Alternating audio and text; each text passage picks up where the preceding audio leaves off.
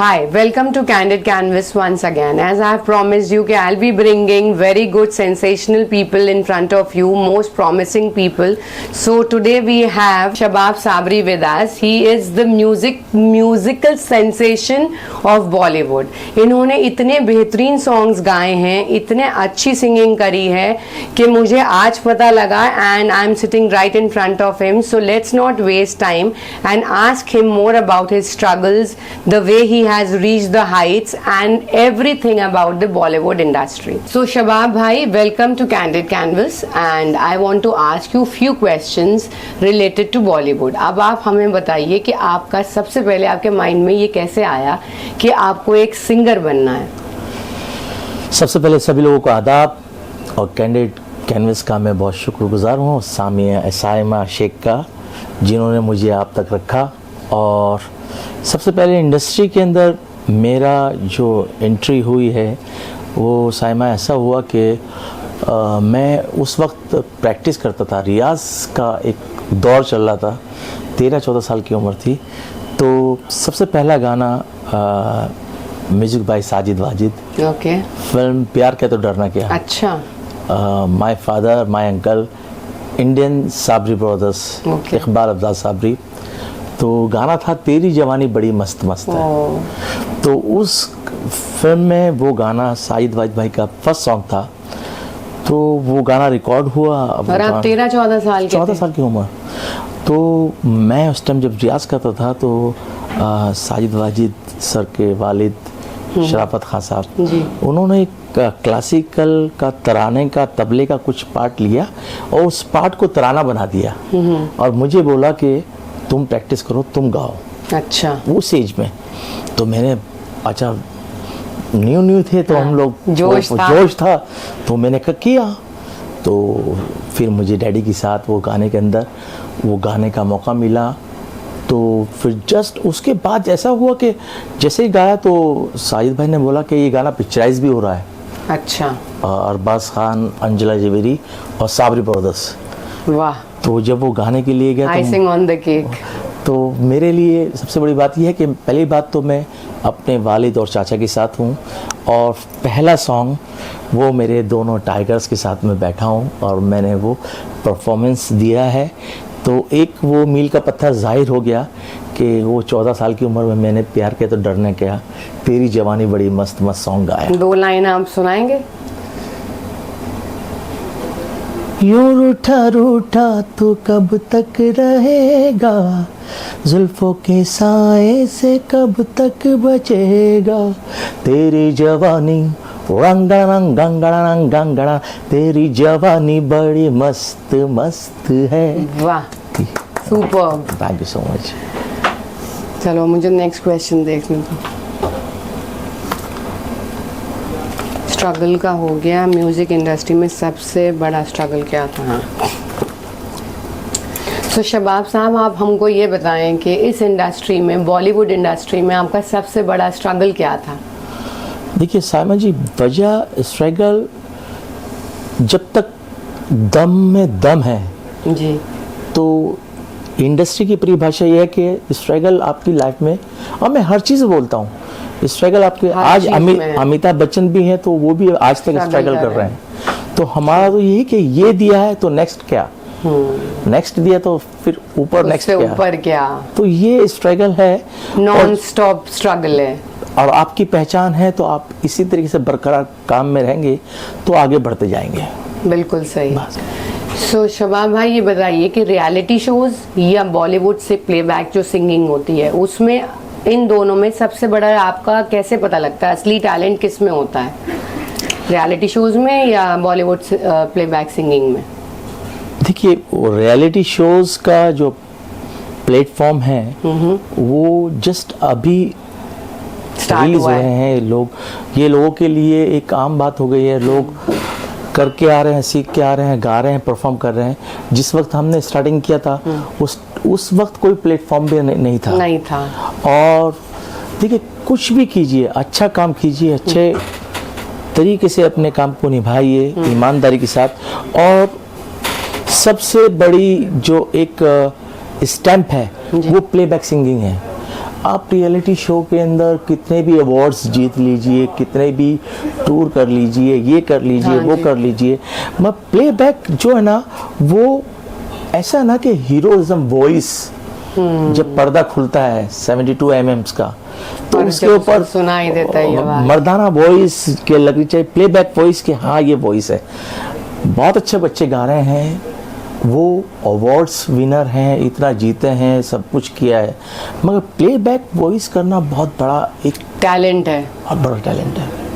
आज का वक्त बहुत अलग वक्त पे है कि रियलिटी शोज इतने बन चुके हैं, सब लोग काम कर रहे हैं, ये अच्छा है, एक तरीके से एक दुकानदारी है, चल रही है, सबका चल रहा है, मगर प्लेबैक करना साइमा जी मैं बोलूँगा बहुत टफ काम है। बहुत अलग है।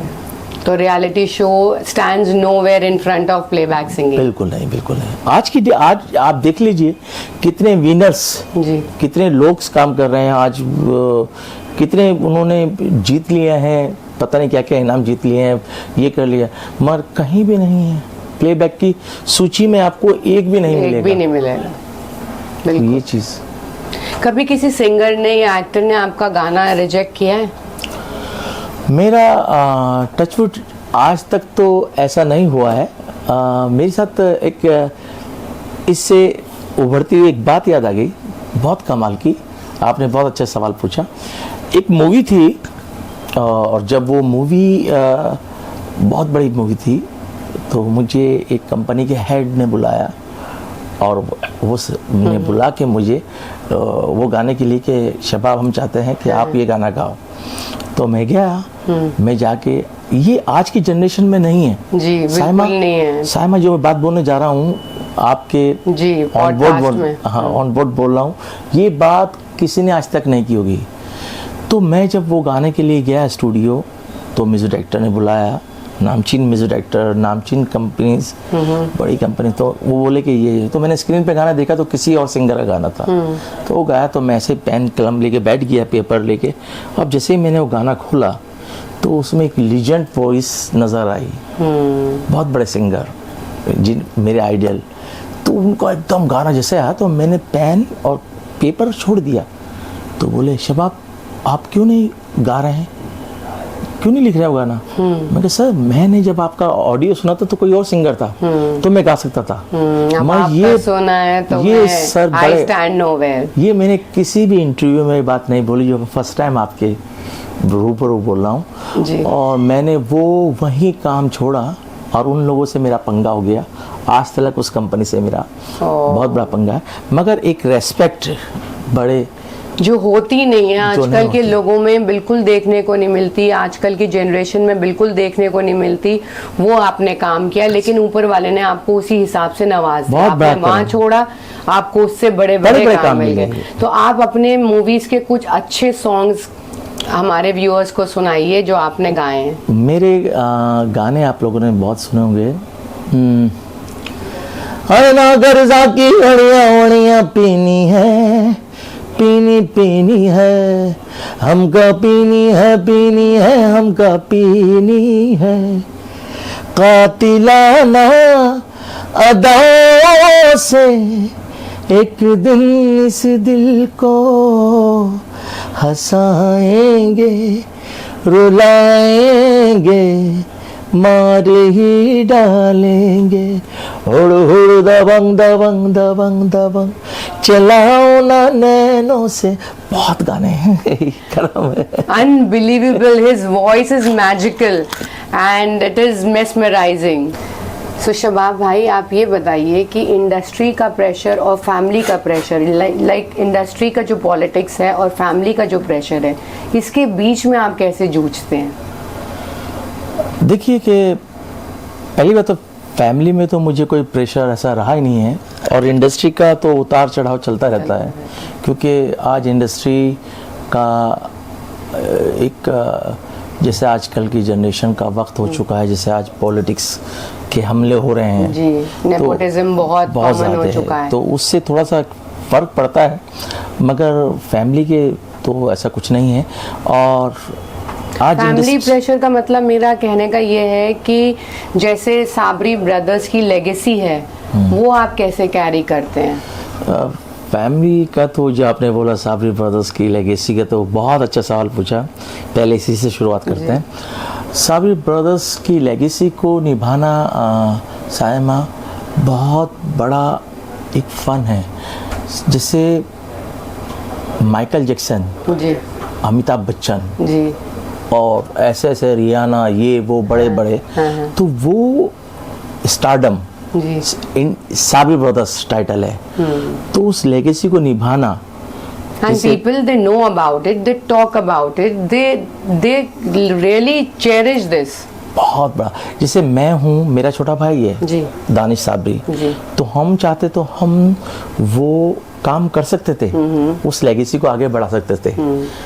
दो बेहतरीन कुर्ते पहनते और बस। तैयार होते, हारमोनियम रख के, साबरी ब्रदर्स के बेटे हैं, खूब पैसा कमाते। मगर जो हमारे वालिद और हमारे चाचा ने काम कर चुके हैं, जी, उसको हम छू भी नहीं सकते। जिस लेवल का उनका काम है, आजकल तो बहुत इजी हो चुका है। प्लास्टिक के साबरी ब्रदर्स घूम रहे हैं, हाँ, बहुत सारे दिल्ली में घूम रहे हैं, बहुत ज़्यादा अच्छा, मैं उनको, चलिए उनके ज़रिए ऊपर वाला करने वाला है, उनकी रोज़ी रोज़गार चल रहा है, तो नो प्रॉब्लम, चलने दीजिए। मगर मैं ये देखता हूँ कि यार, जब देखो एक क्या एग्जांपल है सायमा, जब एक बहुत देहाती, मैं यूपी से हूँ, सहारनपुर से, तो एक बहुत अलग एक क्वेश्चन है कि जब हंडिया में कुछ होगा जब ही चम्मच में आएगा। बिल्कुल। तो आप साबरी ब्रदर्स बन के तो कुछ भी बेवकूफ कर बना लें, लेंगे, लेकिन जब तक आप में टैलेंट नहीं होगा, जब आप काम की prove नहीं जगह, कर जब सकते। काम की जगह फंसेंगे ना आप, फिर आप वहाँ बगले झांकेंगे कि यार मैं हम क्या करें, फिर क्या होगा? कोरस की 2 लाइनें गा दी, ये कर दिया, वो कर दिया, वो कर दिया, ये गा दिया। तो साबरी ब्रदर्स का टाइटल बहुत बड़ा एक मशाल है, वो उसका एक टारगेट जो है उसको निभाना। यानी कि मेरे आगे जनरेशन में मेरे दोनों बेटे जो म्यूजिक कर रहे हैं, रमेश सुहेल, माशाल्लाह, they are very talented, very beautiful, good looking, family rituals का उनको बहुत पता है, और नेक्स्ट मेरे काउच पे अब वही आने वाले हैं। तो वो हैं अभी, ये जो लेगेसी हमारी चलती आ रही, तो मैं और दानिश कर सकते थे, अभी मैं अपने बच्चों को भी कर सकता नहीं।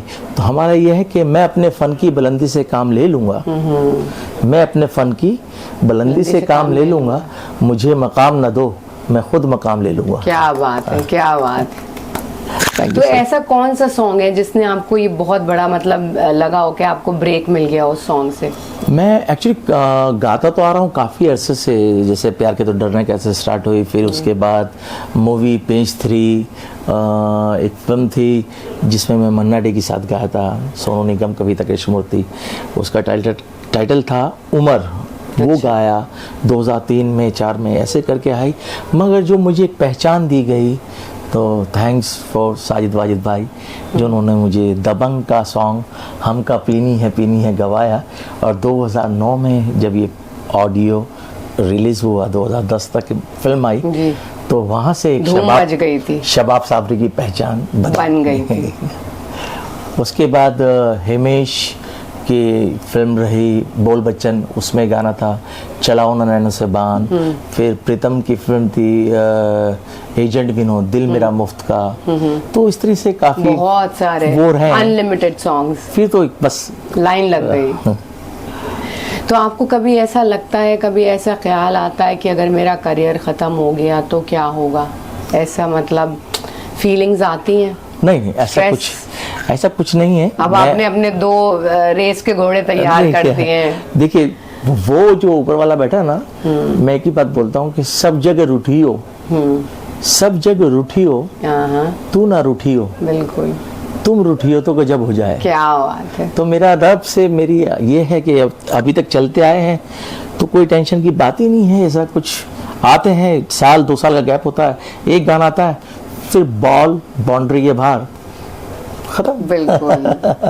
आपको क्या लगता है कि आजकल की जो जनरेशन है वो सिर्फ सोशल मीडिया पर रह गई है, असली सिंगर्स हैं? दोनों चीजें हैं। अच्छा। जैसे आज सायमा, आपसे मैं एक बात कहना चाहता हूँ कि जैसे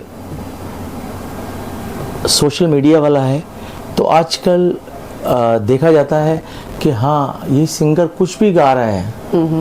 जैसे कोई भी सिंगर गाएगा, 18 मिलियन में है उसके व्यूज़, तो फॉलोअर्स ये हैं वो हैं, तो क्या करते हैं, या ऐसे गवा लो, और वो चाहे कैसा भी गा रहा है, हाँ। यार पहले काम तो सीखो। पहले उसके व्यूज लोग देख के ही सोचते हैं कि बहुत व्यूज हैं, चाहे वो फेक हो। वो फेक की बात नहीं है, उस पे गाना आता नहीं आता है, नहीं, मैं उसको talent नहीं है। उसको क्या बोलेंगे कि यार ये गाना निकल जाएगा हमारा, ज्यादा दुनिया देखेगी, इसे गवा लेते हैं।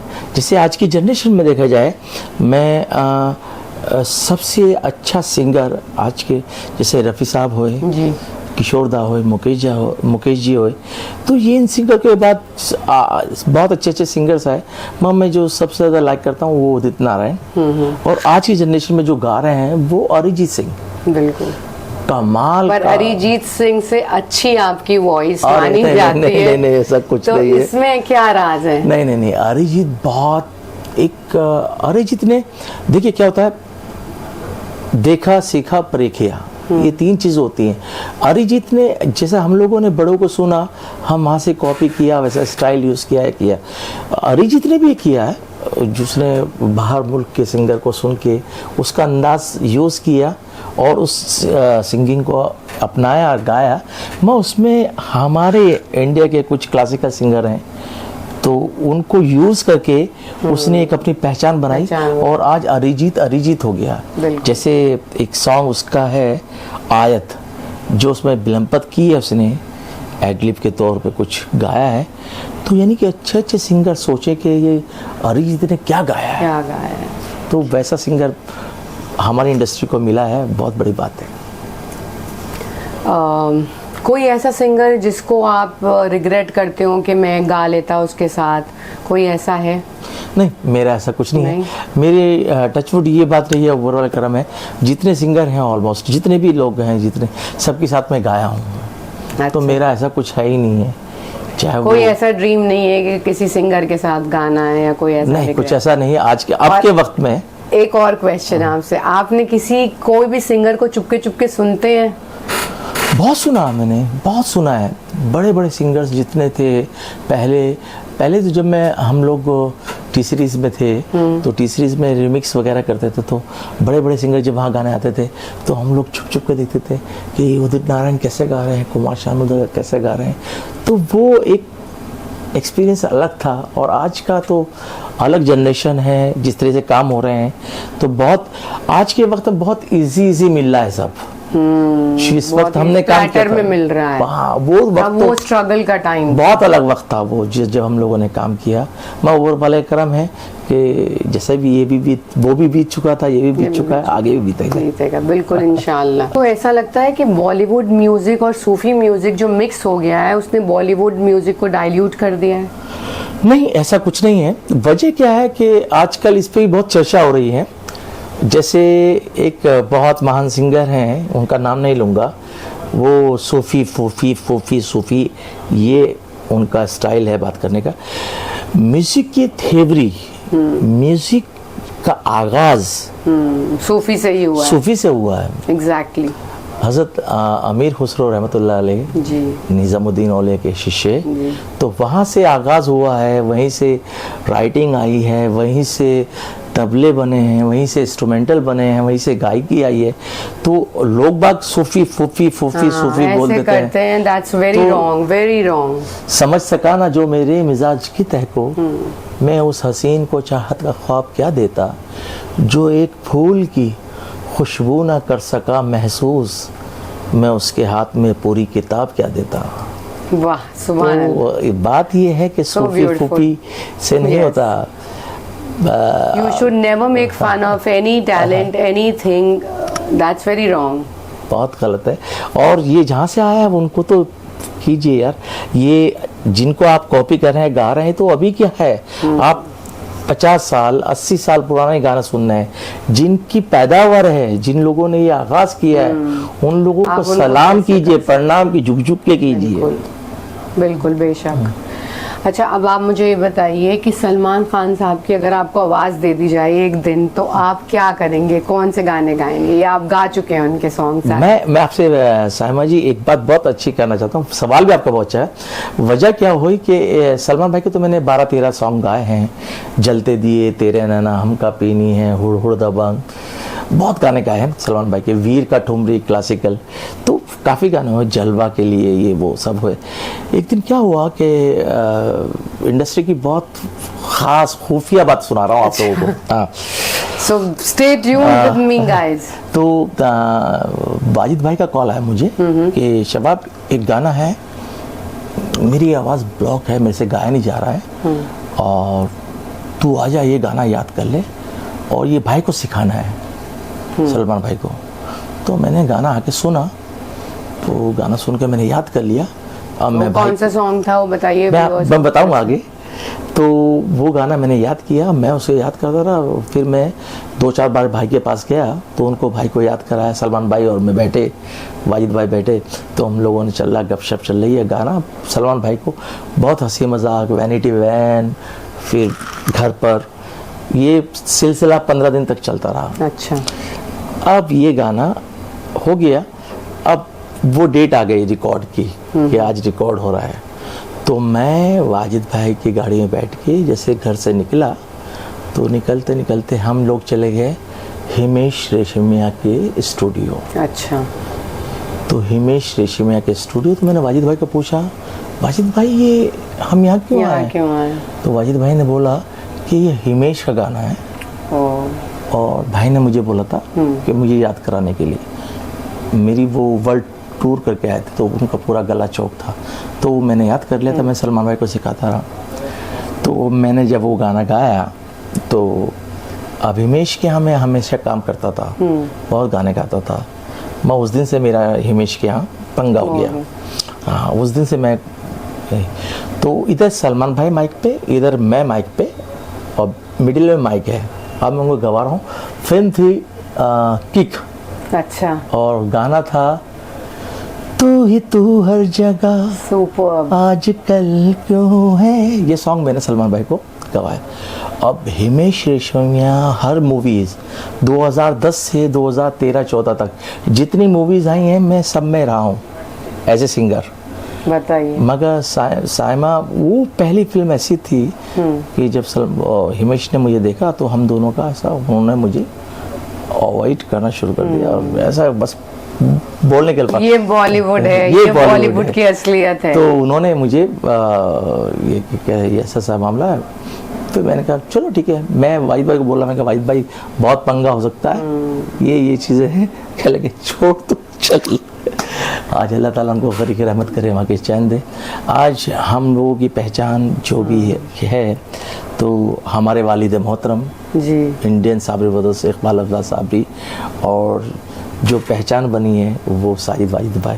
अच्छा, आपका रिलेशन क्या है साजिद वाजिद भाई से? साजिद वाजिद भाई मेरे मामू के लड़के हैं। अच्छा, हाँ, कजिन्स हैं आप? कजिन्स हैं। साजिद भाई की फूफी का लड़का मैं हूँ, वो मेरे मामा के लड़के। Okay, that ways. So guys, मुझे उम्मीद है, पूरी उम्मीद है, I hope that you have enjoyed the entire show, and I also came to know about such spicy talks and inside of Bollywood today. So it was so good having you on my show Candid Canvas, and thank you once again for being a part of it. मुझे भी बहुत अच्छा लगा।